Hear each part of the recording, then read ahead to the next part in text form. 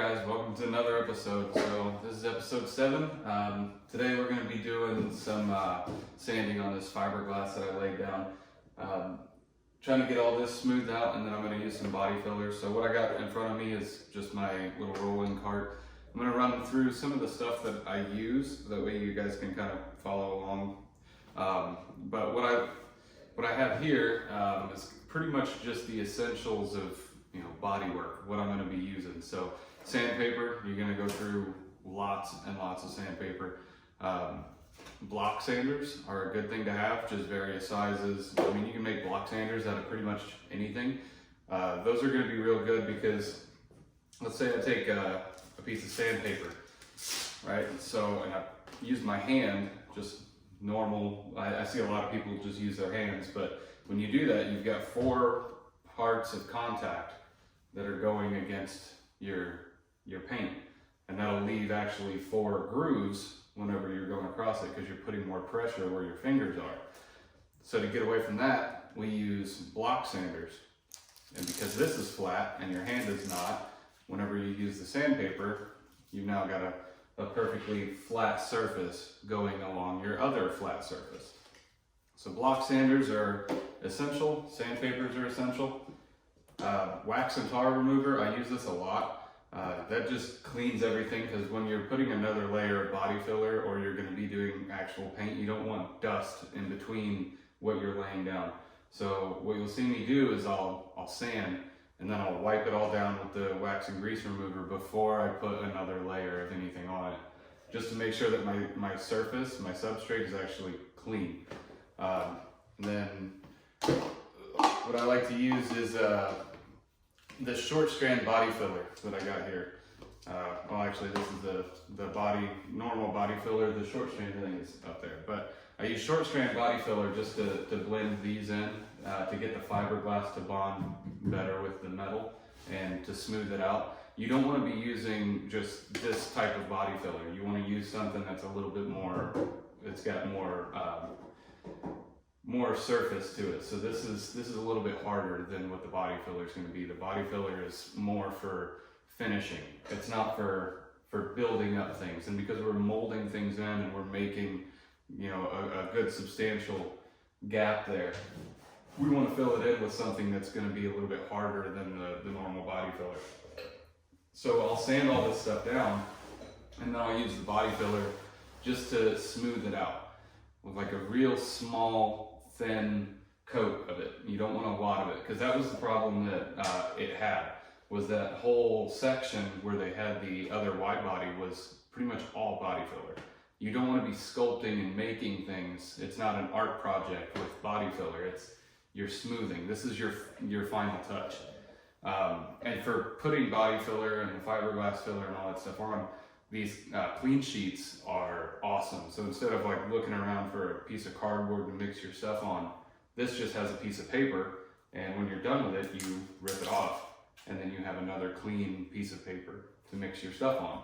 So this, I think I got this on Amazon for relatively cheap, like $10 or something like that, I don't know, but these things are just lifesavers.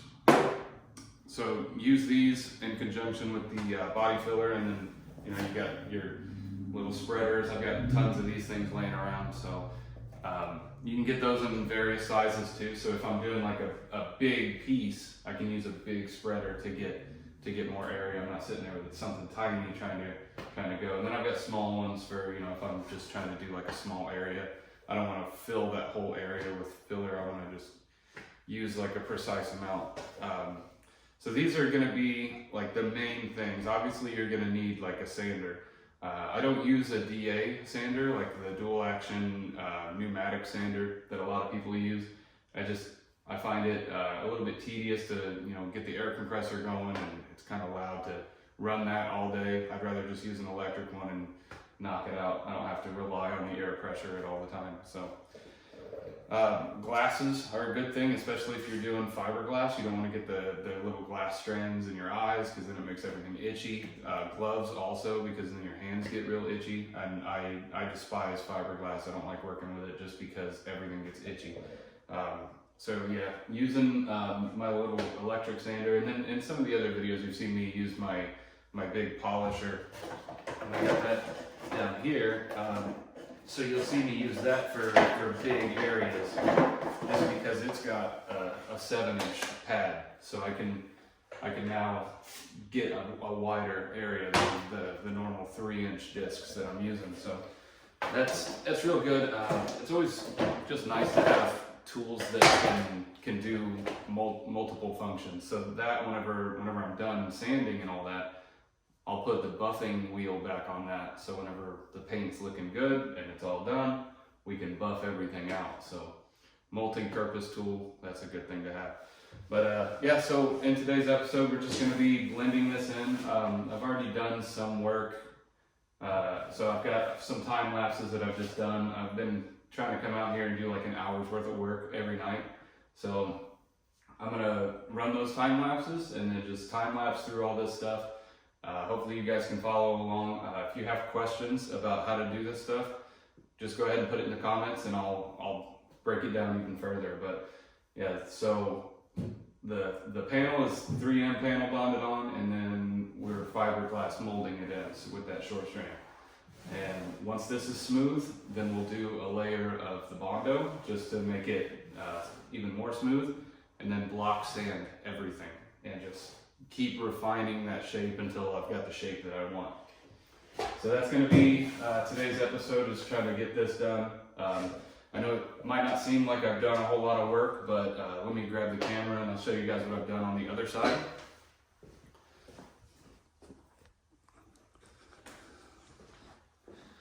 So coming around here, you guys can see that this side is pretty much done. I haven't been filming a whole lot on this side because it's just going to be the repeat process.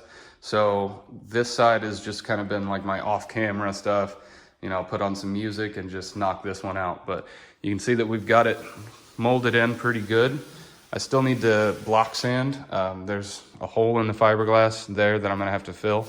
And to do that, I'm just going to use that short strand filler, go over it, sand it all down, and you'll never see that. But yeah, there's the wide body done. Still some more work to do, but we can get it done. Here's another one of those blocks I was talking about. So for this contoured area, I'll use this round block, and that'll help me get in here instead of using like a square block. Still need to repair quite a bit of rust, but that's coming. A lot of metal cutting and grinding and welding. But yeah, let's start rolling those time lapses.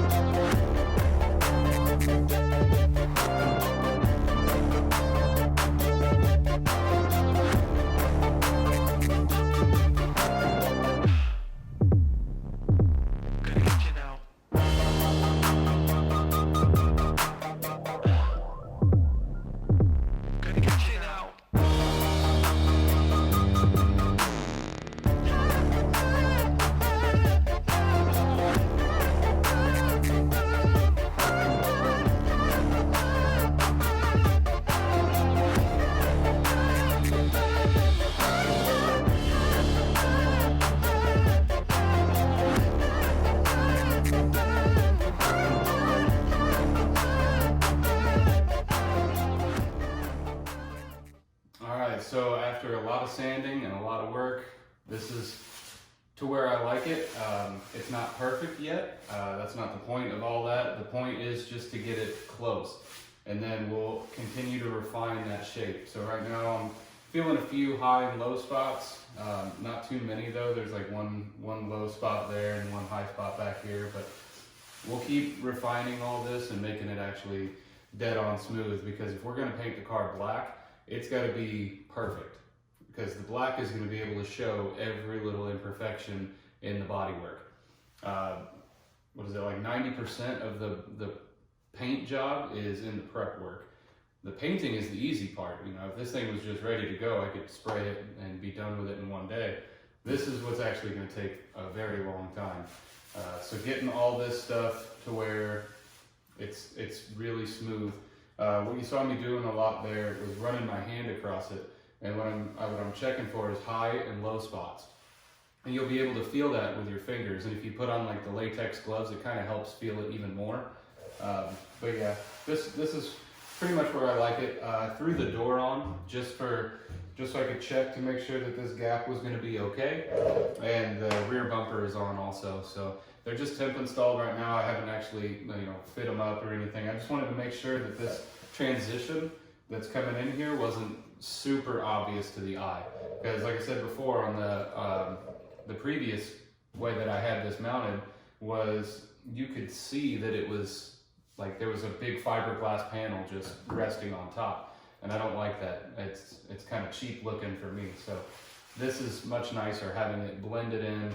And if you didn't know it was a wide body Supra, it looks fairly stock, like these lips and everything, they look fairly stock. Now the factory Supra has a little body line that goes across here. This doesn't have that, just because it's wider, it gives it more like the pulled look. But I'm okay with that. And then down here, I'm gonna have the spats. So they're rear spats, and they come up to here and then all across here. So everything down here doesn't have to be super perfect, but I'll still put in the time and the work to make it look good under there. But I've got the rear spats coming in. I have a set that they're just not the ones that I like. So my buddy Kyle, he hooked me up with a set of the Ridox style. So they've got like a little lip and everything on them. I have the side skirts, just the JDM Aero side skirts that came on the Japanese model Supras. I've got a set of those, so we'll put those on eventually, just to make sure that this body line down here actually lines up too, and it's not like a huge gap between the two panels. Trying to get this thing as close to perfect as I can, but like I said, I'm not like a super in-depth body guy. I haven't done a whole lot. I have done a few paint jobs myself, but it's still a learning curve for me. What you saw me do in one of the time lapses was cut out the panel up here on the roof. I'm trying to source another one. I do have a spare roof over there, but it's already sold, so I can't really just go cut the piece that I need off of it. But I'm working on maybe working that out. But yeah, body lines and everything are looking good to me. I like the way it looks. So probably in the next episode, what we're going to start doing is the rust repair, because this is fine. I think this is a good stopping point for me on the whole wide body aspect of it. We'll start doing the rust repair. Once the rust is repaired, then we can prime the whole shell. Once the whole shell is primed, then we can actually start refining all of the shapes and make sure that the body is dead straight. So that's going to be next, is making fat patches for up here in this the little rain guard, filling these holes. I'll probably cut these out, weld new metal in there, just because I don't like the way that is. Probably cut this out and redo it, because where I said that they replaced this quarter panel before, I don't like the repair that they did there. So we'll fix that. Inside here in the quarter glass windows on both sides need repaired. The trunk floor needs repaired. The rear bumper, like behind the rear bumper, there's quite a few rust spots there that need repaired. So we're going to be dealing with that. There's a rust spot down here on the on this little panel down there, so we're going to be repairing that also. And it looks like the Bondo is pretty thick down there, so that's going to be a fun one to discover. There might be more down there, I don't know, but yeah, it looks like whoever did the repair on this car is just not that great. And these are the type of things that you don't really know until you start diving into the car, until you start tearing it apart and stripping all the paint off. There's no way that you're going to know that, you know, there's a giant rust hole down here, that they replaced the quarter panel. I've had the car for a few months and I didn't know that both quarter panels had been replaced. So that's news to me, but I mean, it's what I got. So I'm gonna go ahead and restore it, because the cost of these things to just buy a new shell is just outrageous. There's no way I'm gonna do it. And I know a lot of people don't like the right-hand drive Supras, but I kind of like it. You know, being stationed in Japan for 5 years, I got used to it real quick. So I don't think it's gonna be a problem. I kind of like it. So we'll live with that. I do have all the parts up in the attic, so it's not going to be a problem like sourcing parts or anything. I don't have to wait on parts to get here. I have every part that I need to put the car back together. So yeah, that's going to be the end of this video. If you guys like seeing stuff like this, make sure you subscribe and make sure you like the video. It might seem like a small little detail, but it really helps out us small YouTubers, you know, that are trying to make it up to the big boy level. So go ahead and leave a comment too. Let me know how the videos are doing. I know like the first couple videos were kind of crappy, still learning. Let me know if they've gotten better, what else I can do to kind of help out. I'm looking into getting maybe a microphone so maybe you can hear me a little bit better. But editing wise, I know I still need to get better. Like I said in a previous video, I still need to get more lights in here because it's still kind of dark, but we're working on it. This is main priority right now, was getting the wide body on there. I just wanted to make sure that it fit and that everything was going to be okay. Because with the quarter panels being replaced, my big concern was that there might have been frame damage, and maybe one of the quarters was, like a little bit shorter than the other, because I ran into a problem before with that quarter panel. It seemed shorter than this one, but that's not the case. It was just the wide body that was on that side, it just didn't fit properly. So, but I know that in the engine bay, we're gonna run into some issues. I tried to put a TRD strut bar on there, and the strut towers are too far in. So we're gonna have to figure out a way to make those fit again. I'm not trying to do like a shoddy repair, but I feel like this car has definitely been there in its life. I think it's been crashed in the front, crashed in the back, both quarter panels, and then with all the rust issues that it's got, it's definitely going to be a big project. So yeah, if you like seeing stuff like this, go ahead and subscribe. That's the only way you're really going to get notified. YouTube doesn't do the whole algorithm thing where, if you like Supras, this is going to be on your feed. So you have to subscribe to be able to see it, because I'm not a huge YouTuber, but I am really, really thankful for everybody who already has subscribed. I think I got like 100 something subscribers, which makes me feel pretty good. First video's got like 600 something views, so I'm pretty happy about that. The last video I posted got 200 views in one day, and I think that was my peak. So I'm pretty happy with that. That makes me feel good. Makes me let me know that you guys like kind of stuff like this. So yeah, go ahead and subscribe, share, like, and then leave a comment on some feedback that you might have for me. I know this isn't everybody's taste, doing a wide body to a Supra, but it's what I got, and there's no way I'm repairing these quarter panels. I did find a set of quarter panels, stock panels, and it was going to be $1,600 without shipping for both, and I already have these, so it's already cheaper. So we'll see you guys on the next episode for some rust repair. I'll probably go more in depth on that stuff, on how cutting things go, making templates go, welding settings, all that kind of stuff. So we'll see you guys then.